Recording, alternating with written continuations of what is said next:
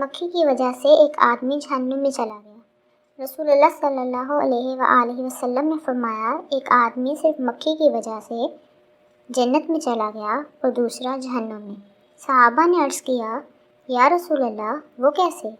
نبی اکرم صلی اللہ علیہ وآلہ وسلم نے فرمایا، دو آدمی ایک قبیلے کے پاس سے گزرے۔ اس قبیلے کا ایک بت تھا جس پر چڑھاوا چڑھائے بغیر کوئی آدمی وہاں سے نہیں گزر سکتا تھا۔ چنانچہ ان میں سے ایک شخص سے کہا گیا کہ اس بت پر چڑھاوا چڑھائے۔ اس نے کہا، میرے پاس ایسی کوئی چیز نہیں۔ قبیلے کے لوگوں نے کہا، تمہیں چڑھاوا ضرور چڑھانا ہوگا، خواہ مکھی ہی پکڑ کر چڑھاؤ۔ مسافر نے مکھی پکڑی اور بت کی نظر کر دی۔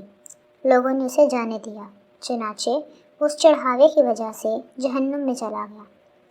قبیلے کے لوگوں نے دوسرے آدمی سے کہا کہ تم بھی کوئی چیز بت کی نظر کرو۔